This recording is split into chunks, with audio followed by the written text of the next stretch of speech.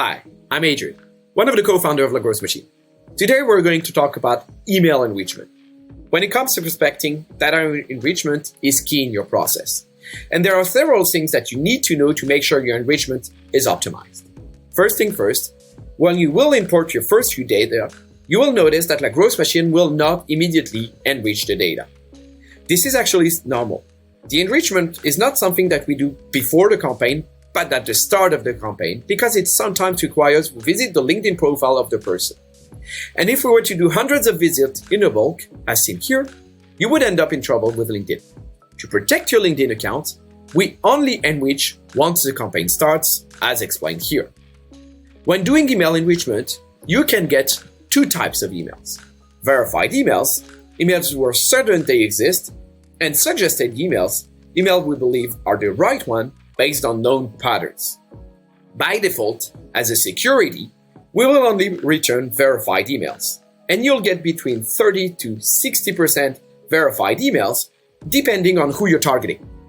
Closer to 60% of verified emails if you're targeting SMBs, closer to 30% of verified email if you're targeting big corporates. This is related to how we do enrichment. From LinkedIn, we get the first name, the last name, the company name, and the domain. And we will basically test out every permutation of these information with our partner, DropContact. So Adrian at lagrowthmachine.com, Adrian.moro. There are about 30 of them. And to do these tests, DropContact will basically ping the domain, and it's a domain that will either confirm yes, it does exist, no, it does not exist. It's a perfect way of verifying the email.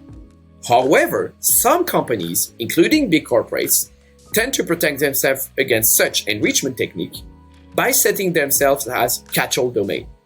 When doing so, it will always reply yes, it does exist, thus we cannot verify the emails. And this is why the verified enrichment rate is lower when targeting big corporates. However, you can activate the suggested emails, non-verified emails, but for which the patterns are well known. When targeting SMBs, it's not a good practice to activate them as the patterns are quite unknown. But when targeting big corporates, activating the suggested email is advised to increase your enrichment rate to 60%. It's up to you to decide what type of emails you will want to activate per campaign. So, if you're targeting SMBs, you will want to stick to the verified email, as mentioned. If you're targeting big corporates, you will want to activate the suggested emails as well.